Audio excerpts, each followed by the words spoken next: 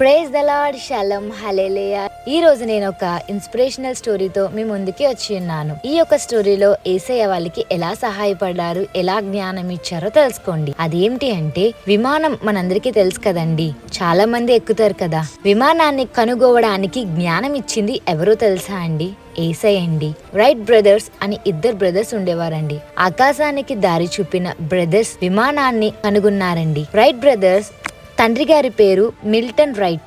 ఆయన theological college లో professor గా వర్క్ చేసేవారండి. యునైటెడ్ బ్రెథరన్ లో మినిస్టర్ గా కూడా పనిచేసేవారండి. అంతేకాకుండా the religious telescope news paper కి ఎడిటర్ గా కూడా ఉండేవారండి. ఈ యొక్క right brothers mother name Susanna right అండి. ఈమె సైన్స్ లోని లిటరేచర్ లో డిగ్రీ పొందుకున్నారండి. వీళ్ళకి 7 బిడ్డలండి. అందులో 2 బిడ్డలు ఈ యొక్క రైట్ బ్రదర్స్ అండి. విల్బర్ రైట్ ఏప్రిల్ 16, 1867 లో ఆయన జన్మించారండి. ఆయనే 3వ కుమారుడండి. ఆయన చాలా నెమ్మదిగా ఉండే పర్సన్ అండి. రెండోది ఓర్విల్ రైట్. ఆయన 19 ఆగస్ట్ 1871 లో జన్మించారండి.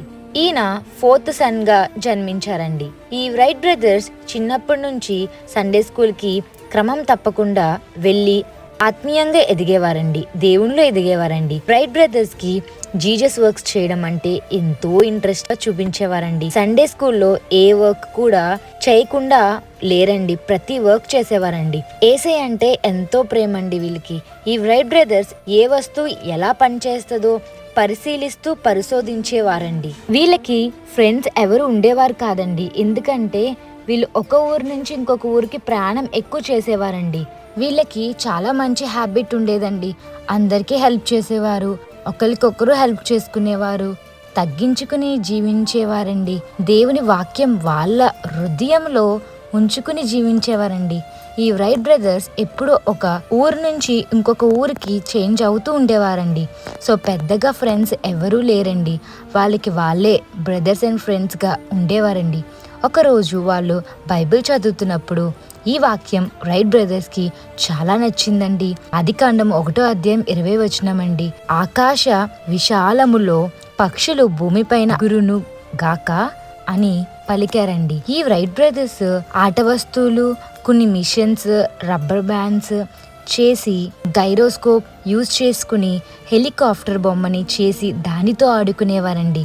10 సంవత్సరాల ఏజ్లోనే గాలిపటం తయారు చేసి అమ్మే వ్యాపారం పెట్టారండి. న్యూస్ పేపర్ ఫోల్డ్ చేసే మిషన్ కూడా వీళ్ళే కనిపెట్టారండి.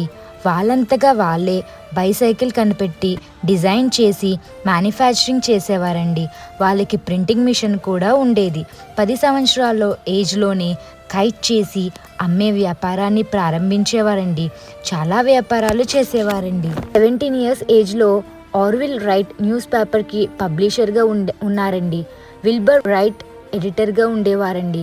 వాళ్ళు డిగ్రీ చదవాలని అనుకున్నారు, కానీ వారి పట్ల యేసయ్యకి ఉన్న ప్రణాళిక చాలా స్పెషల్ కదండి. ఎగిరేవి కనిపెట్టాలని చాలా ఆశపడేవారండి. నింగికి ఎక్కించే ఒక విమానాన్ని సృష్టించి దేవుని నామముకే మహిమపరిచారండి. 1903 డిసెంబర్ 17న వాళ్ళ కళ నెరవేరిందండి. పక్షులు వలె మనిషి కూడా ఎగరాలని కళను నిరూపించారండి.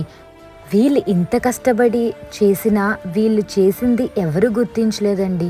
న్యూస్ పేపర్లో కూడా వీళ్ళ గురించి వేయలేదండి. కానీ ఒకటి నిజమండి, కొరింథీయులకు రాసిన మొదటి పత్రిక 15వ అధ్యాయం 58లో ఉంటుందండి, మీ ప్రయాసము ప్రభువునందు వ్యర్థము కాదు అని. అట్టి రీతిగా వాళ్ళు ఏదైతే ప్రయాసపడ్డారో ప్రభు దాన్ని చూస్తారు కదండి. ఖచ్చితంగా వాళ్ళకే మిరాకిల్స్ జరుగుతాయి కదండి. వీళ్ళు కష్టపడిన దానికి న్యూస్ పేపర్లో అయితే రాలేదండి, కానీ దేవుడైతే చూడడం జరిగింది. యేసయ్యే వీళ్ళకి జ్ఞానాన్ని ఇచ్చారండి. వాళ్ళ సొంత ఊరైన కిటీ హాక్లోనే ప్రయాణం చేశారండి. ఎన్నో దశాబ్దాలుగా మానవుడు పక్షి వలె పైకి ఎగరాలని కోరిక రైట్ బ్రదర్స్ నిజం చేశారండి. రైట్ బ్రదర్స్ పొగత్తులకు, గుర్తింపుల కోసం పనిచేసేవారు కాదండి. వీళ్ళు చాలా నిజాయితీగా, నమ్మకం కలిగి జీవించేవారండి. వీళ్ళ మధ్యన విడదీయలేని బంధం ఉండేదండి. విమానం కనుగోవడానికి జ్ఞానం ఇచ్చింది ఎవరండి? మీ జీవితంలో కూడా మీరు ఏమి యేసయ్య అండి. సాధించాలన్నా యేసయ్య మొదట మీతో ఉండాలి. ఆయన పరిశుద్ధాత్మను మీకు అనుగ్రహించి మిమ్మల్ని నడిపిస్తారండి. యేసయ్యకి మహిమ చెల్లును గాక. హల్లెలూయా. ఆమేన్.